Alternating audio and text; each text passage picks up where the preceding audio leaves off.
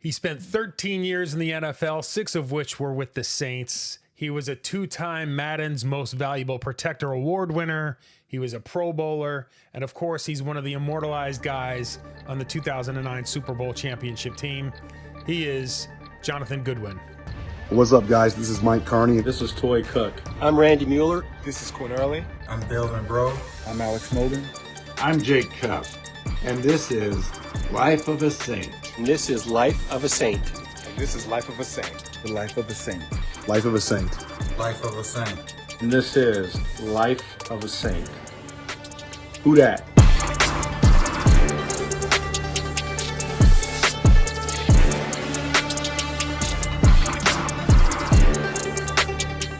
Jonathan, great to speak with you. I guess we'll start all the way at the beginning. What was it like for you growing up in South Carolina? I was always, I grew up a kid that was always pretty active in sports. Didn't start playing football until I got to high school, but I grew up playing a lot of baseball, basketball, and had an older brother. My brother is 5 years older than me. That I looked up to, and just grew up in I grew up in Columbia, but I was, my mom was from a small town called Eastover. My dad was, even though they were separated, were from another small town called Hopkins. So, tight-knit community, but I spent a lot of time down there, in Hopkins and Eastover, playing with my cousins and growing up like that. But like I said, very active in sports, but I actually didn't start playing football until my freshman year of high school. I know you got a later start than a lot of guys in football, but was there a point where you started to feel like, hey, maybe I can make something of this beyond just having fun out there on the field? My older brother, he was it's funny because, my mom, she took a test this week, to get tested for COVID, and it came back negative, so she came up to help us. We got the 1-year-old. Oh, but she went through an attic, and she found a lot of things, while she was at home looking for things to do. So she brought up a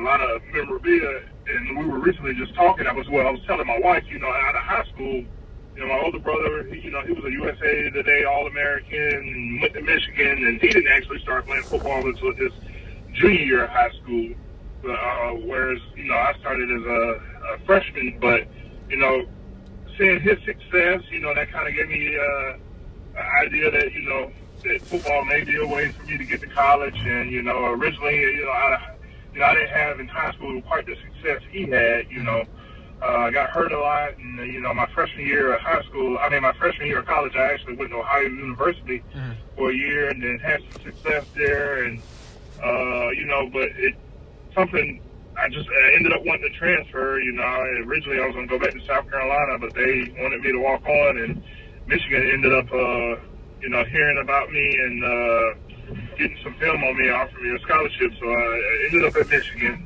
I had to sit out my first year there, and then my junior year at Michigan, the offensive line that year, I was everyone was seniors but me, and, the other 4 starters from that year were Steve Hutchinson, Jeff Backus, Maurice Williams, and Dave Brandt. Going into my senior year, 3 of those guys were drafted, and Dave Brandt went as an undrafted free agent. During my senior year, though, all those guys as rookies started some games, and then 3 of them started the whole season, and Dave started a couple games. So I think at that point, in my senior year of college, I realized that, hey, those guys got drafted, and, people used to regard us as maybe being the best line in school history. So I was like, hey, for my junior year, so I was like, hey, maybe I am good enough to play in the NFL. So, my path to get to Michigan, was, a little, I guess, unorthodox. But, I guess I was the type of player, once I built up confidence and I saw, had other examples, I, realized that, maybe this was something that could take me a long way in life. It seems like there was always somebody that was kind of like one step ahead of you as far as, you know, knowing what the next step in the process was going to be. So super huge advantage. But was there anything that you had to overcome that was particularly tough, you know, putting those kind of advantages aside? Great question.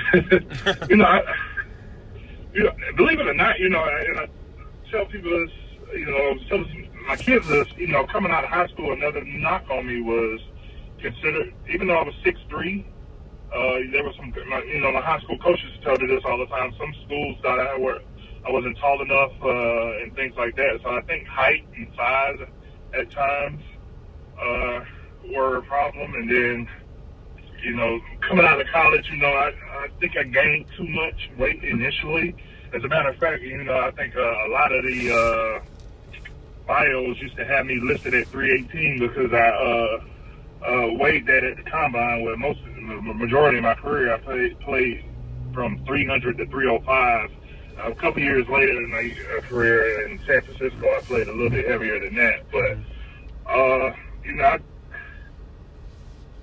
I think just to get back to the question, I guess just, size. Originally coming out of high school, size, I think, was my biggest threat. Now, was there anyone that took you under their wing at any point and kind of showed you how to be successful in the NFL? I, ended up with Doug Marrone as my line coach, and, I was blessed to have a guy like him because he is, he stays on you. He used to tell us all the time he felt like when he had the opportunity to make some NFL teams, he had some regret because he didn't think he put in enough time and enough work in some instances. So that was something, having a guy like him who always stressed that and stayed on me. I was blessed to have Doug for my first 6 years in the NFL, four with the Jets and then 2 in New Orleans. So he was one of the best things that happened to me.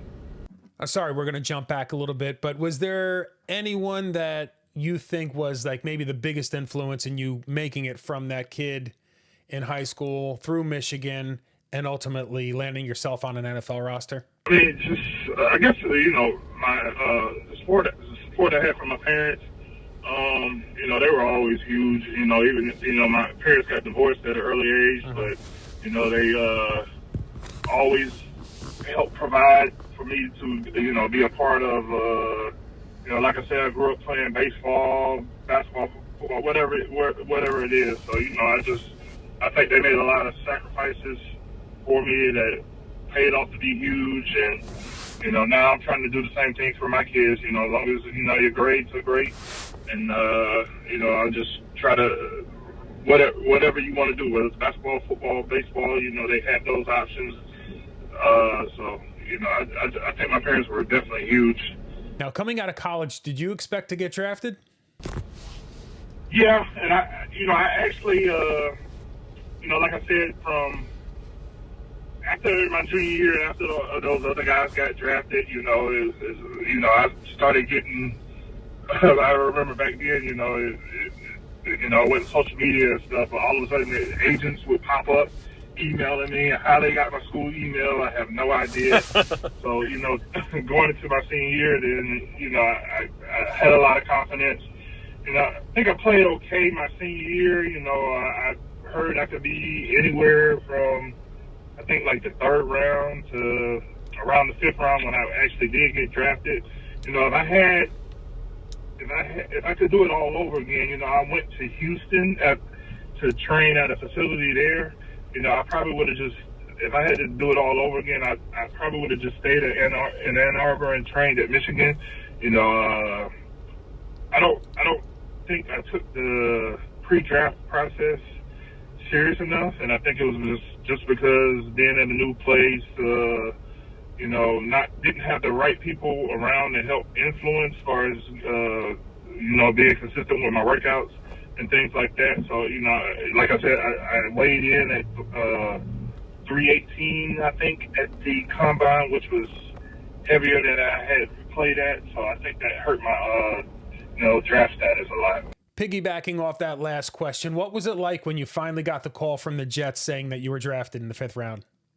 Anxious times. I mean, it was a thrill to get the call, but I recently, because of the draft, my oldest son recently asked me about this, and I told him I was at my mom's house upstairs in my bedroom by myself when I remember the phone ringing and them calling me downstairs, and just then I was a little disappointed because, like I said, I heard I could go from anywhere from the third to fifth round. But as soon as I got on the phone and got to talking, all of that changed because, I still knew I was blessed and to get that opportunity. And but it was definitely a life-changing moment because, even though I had graduated and got my degree, I was a football player who had spent the last year thinking I had a shot at the NFL, and so I never really prepared myself to have to go look, to go look for another job. So, Gotcha. I think, I think it really, I always tell people I don't know what I would have did if I hadn't got drafted, even though I graduated. So it definitely was a life-changing moment that I'll never forget. And like I said, the disappointment of thinking, I was going to go, because I think back then the first 3 rounds were on day one. That sounds right. So the disappointment of not going on day one went away right away, just to know that I was going to get the opportunity. And, at the time, a kid from South Carolina, now I was going to the big city of New York. So for your first 4 years with the New York Jets, you spent your first couple years kind of watching and contributing where you could, and then eventually work your way up into a more prominent role with the offensive line. Was that frustrating, kind of getting from working your way through the system, getting your way onto the field more often? Was it frustrating for you to then get shipped off away from New York, or were you more excited for the opportunity that lied ahead with New Orleans? Well, my first 4 years in New York, the first 2 years were kind of rocky. My second year, they honestly tried to basically give me the job, and I didn't play well in camp. And then my third year, which was a huge year for me, they switched me to center, and that's when I started to play well. And I think center was the better spot for me. I definitely like center better than guard, but in New York, then you got Kevin Mawai there, so so I was going to be back up. But being around Kevin helped me tremendously in my career. And then my fourth year, he got hurt, and we had another guy, Pete Kendall, that had played some center, so they decided to play Pete at center and me at guard. And that was a little bit disappointing to me, but I think it was kind of Pete, who was a veteran at the time, who kind of pulled the vet move because he wanted to play center. But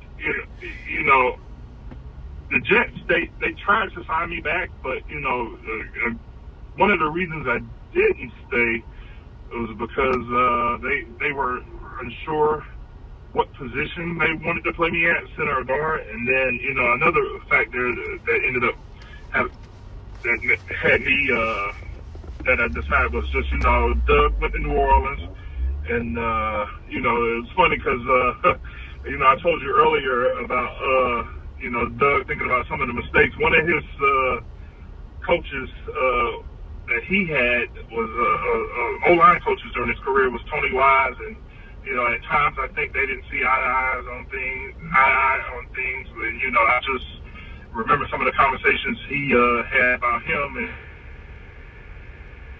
and my first 4 years, and he was going to New Orleans. And I also thought a change of scenery and getting out of the city of New York was going to be good for my career. So I just decided that I wanted to move on from New York, and then I go to New Orleans, and then we ended up trading for Jeff Fain. But Jeff, even though Jeff was I think a little bit younger than me, Jeff, watching Jeff play the center position, I think ended up also helping me. So I spent my first 6 years in the NFL playing behind 2 great centers and getting to watch 2 great centers, and I think seeing both of them play the way they both played the game and how hard they played the game, ended up doing a lot for me once I got the opportunity to become a starter.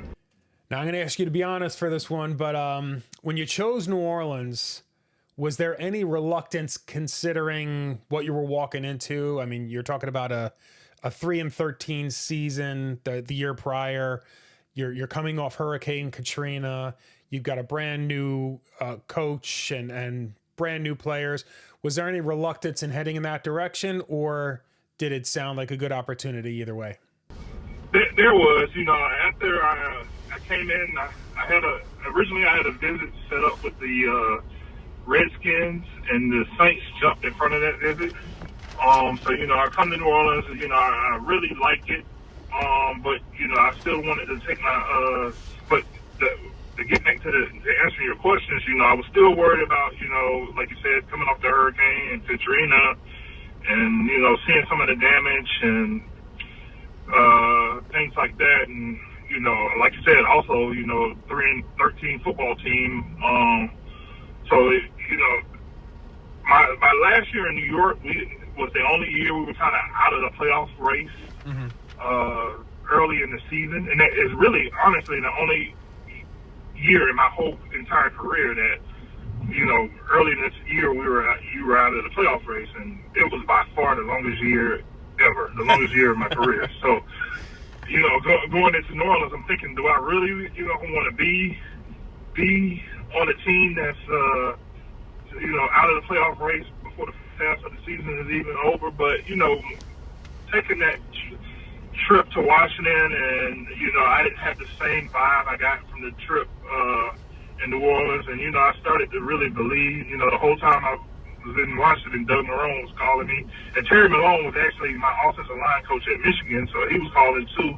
So I just knowing those two guys and the vibe I got on my visit from Coach Payton and Mickey Loomis and everybody, I just started to believe, and I had faith in them, and I just finally decided to take the leap of faith on the city of New Orleans, and look how it ended up paying out in the long run. So after a 2-0 start to this season, you eventually get to your home opener, which is the return to the Dome game, the Steve Gleason punt, all the emotion and everything that went into that. Take me back to that moment, and actually that entire 2006 season. What was that like for you on the player side? It was absolutely amazing. I mean, like I said, the worry about what we were going to be as a team, and having to raise a family with what's all with a city that's rebuilding and things like that. Every fear I had, none of it came true. Like I said, we were winning on the football field.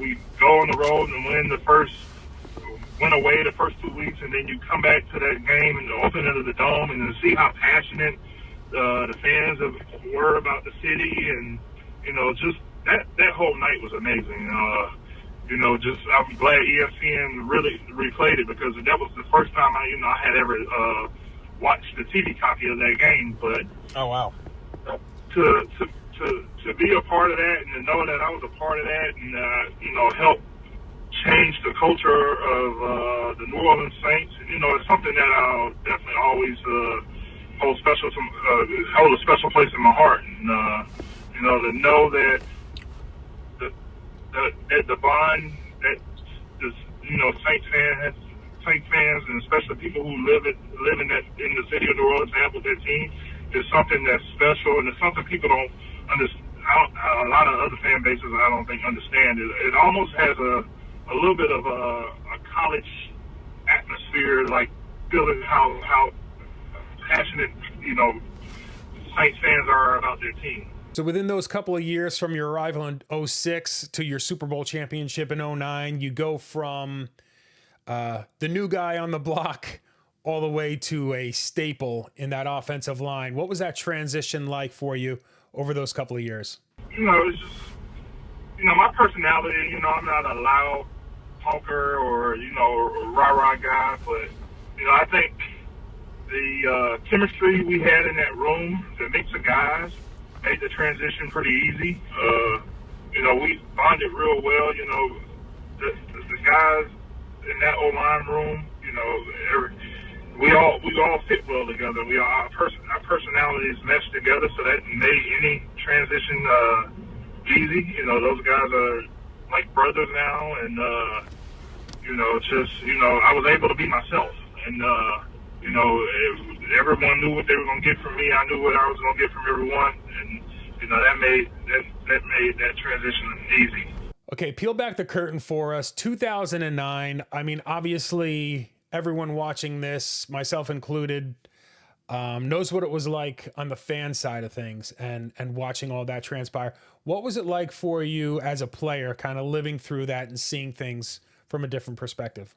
It definitely was a different vibe. I mean, just some of the games we were winning and the way we were winning, you know, one game in particular, you know, the game when we played the Dolphins that year, you know, we get down early, and it's also, you know, a hot outdoor game, you know, which, you know, I think those first couple of years, you know, some of those games, you know, when we got down early, you know, we really didn't necessarily come back. So I just think that, like, coming back in that game, and, you know, another thing, I think the way we were running the ball that year had been different from the previous years, and, you know, the way Coach Payton committed to the run, and it was just a whole new vibe, and we just kept stacking up win after win. You know, if certain games, you know, the defense needed to make a big play, they made a big play. If the offense needed to make a big play, we made the big play, and you know, we just meshed well together that year. We picked each other up when as the offense needed to be picked up, the defense picked us up, and the other way around. So it was, you know, and like I said, we just kept stacking up wins and win after win, and then it just got to the point, you know, one game I think when I really knew how good we are was the Monday night game against the Patriots. You know, obviously from my days in the AFC East and having to deal with that franchise, and, you know, just you know, knowing how good that franchise was, and, you know, I think in my 4 years in New York, I think I beat them once, and the way we beat them, and just it was just a whole different feel the whole year. It's always hard to put in words, but something just felt different that year. And then, you know, you start off the year 13-0. Another game, the Washington game, you know, we didn't play great. Meacham makes that great play. You know, we're still behind. We get I think the kicker missed the kick for the Redskins, and just normally it used to seem like, you know, those my first 2 or 3 years in some of those games, things wouldn't go our way. And that year, it seemed like things were always going our way. You know, I know we ended up losing a couple games at the end of the season, but, you know, I just think everybody was so locked in and so focused, and, you know, and we believed in ourselves, and, you know, the rest is history. So 2009, aside from obviously the big one, the Super Bowl, you also get elected to your first Pro Bowl. What was it like for you getting that call? And how I actually found out about that, we were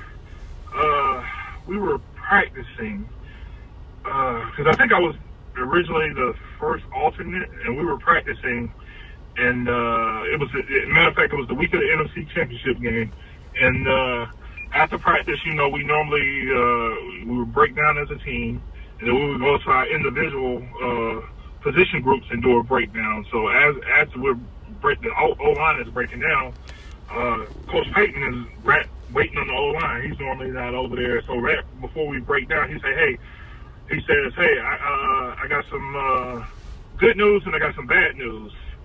And he said, I can't remember if we said, obviously he was like, do you want the I can't remember which way he said it, but basically he said, Goody made the Pro Bowl, but too bad he's not going to play in it because we're going to be playing in the Super Bowl. And that's how I found out I made the Pro Bowl. That's pretty awesome.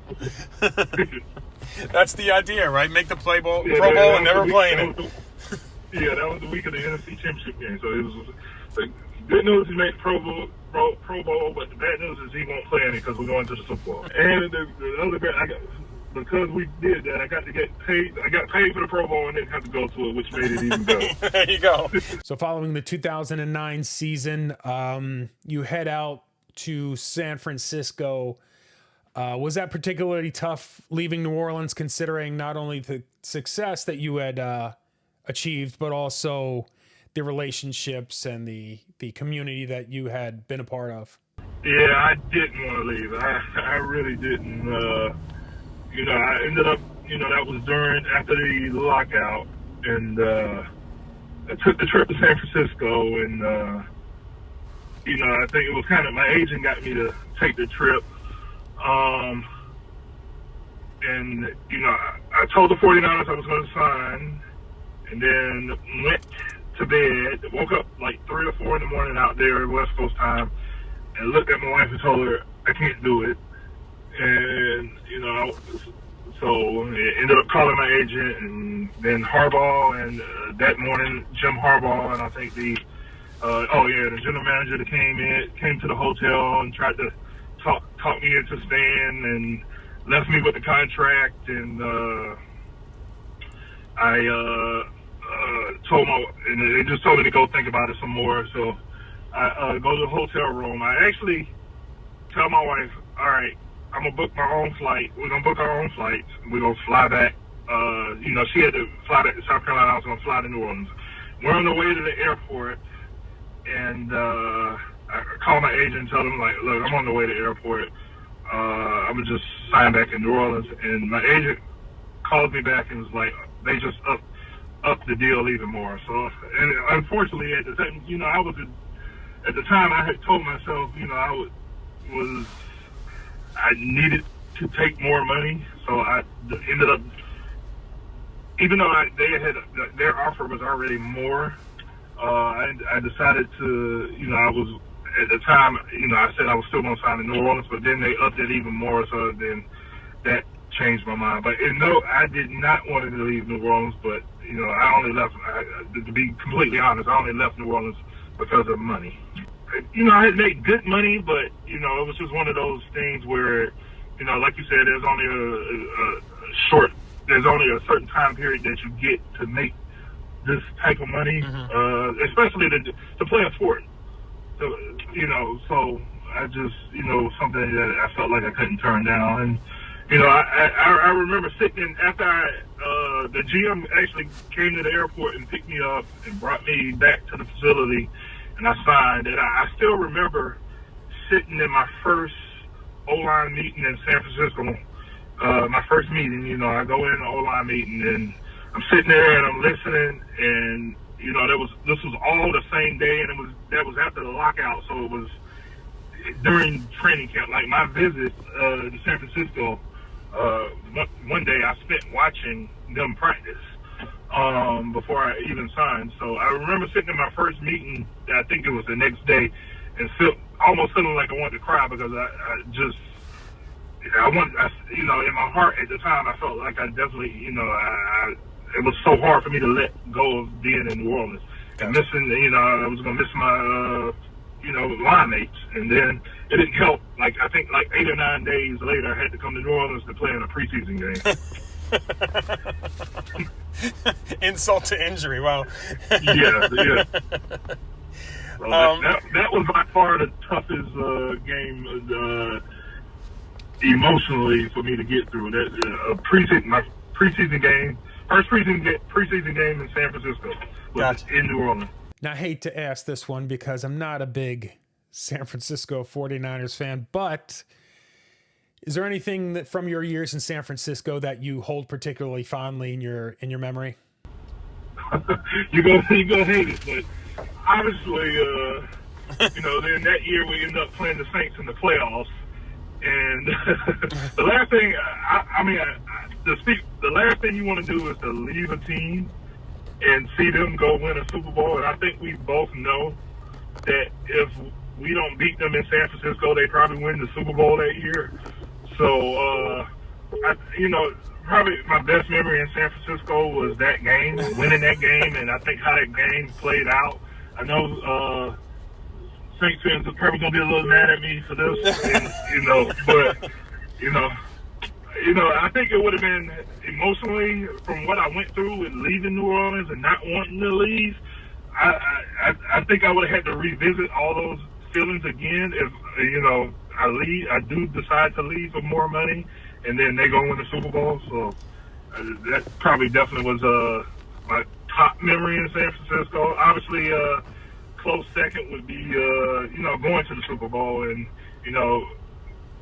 but unfortunately, in New Orleans, out of all places, come up about 3 or 4 yards short from winning the second Super Bowl. So 49er years aside, what was it like for you coming back to New Orleans and finishing your career as a Saint? Oh, it was great. I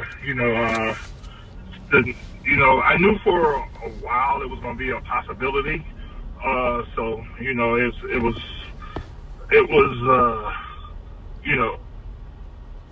was so excited. I felt like a rookie all over again. I was happy. It felt like I was coming home, and there were still some guys playing, that I played with, and unfortunately that year didn't go the way I wanted it to.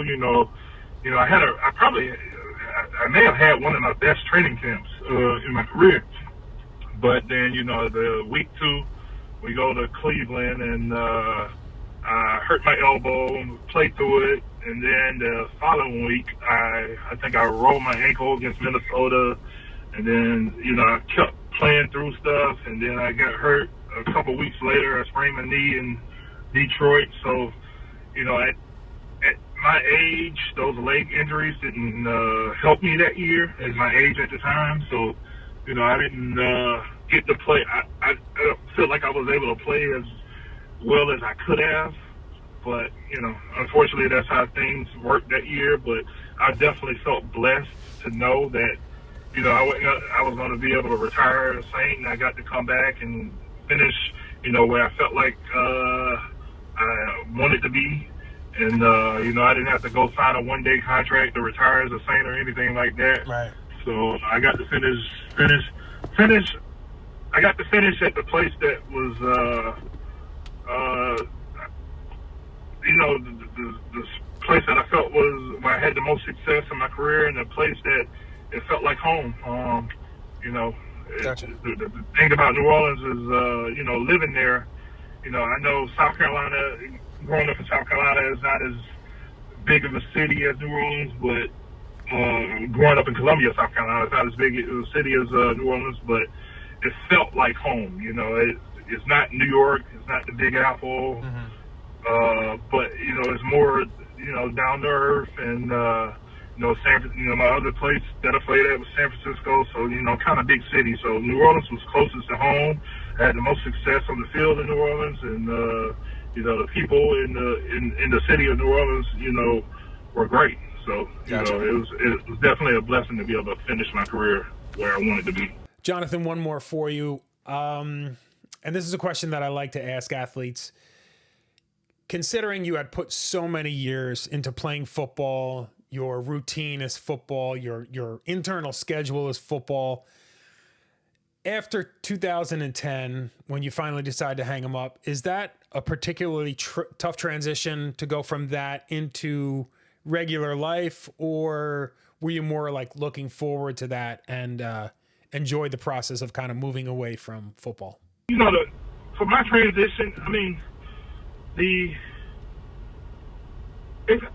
in my opinion, it hasn't been too tough for me. As a player, I felt like I came home a lot, tired and not feeling like going outside to play with the kids or doing things like that, or whether it's just going to play catch or even play video games. I felt like I was always too tired to want to do those things. So when I retired, I wanted to make it a point to, get my kids involved in as many sports as they wanted to be involved in. to help, like I said, not be tired. Want to go outside and play, shoot basketball with them, and do those things. So, that was a goal of mine, and I've been able to do that. So, from that standpoint, it hasn't been that tough of a transition. Originally, when I retired, I had an opportunity to go back and because of Coach Harbaugh to get involved at Michigan, but like I said, because of my goal was to be around my kids more and to spend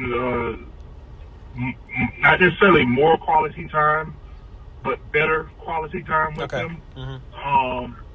I turned down that opportunity. So I wouldn't call it tough. I miss my friends. I got to go. The great thing about being in the right football locker room is you get to go hang out with your friends almost every day and get paid for it. So, I miss being around my friends. That's probably been the toughest part, seeing them all the time, every day. But other than that, it's been pretty smooth for me. Always great speaking to a Super Bowl champion. Thank you so much, Jonathan Goodwin, for the time. Thank you to all of you who are sticking it out. Who's sticking it out? Let me know in the chat. If you stuck it out till the end, let's think of a word. Let's put hell yeah. If you stuck it out till the end, put a hell yeah in the chat. Who dat, everybody? We'll see you on the next one.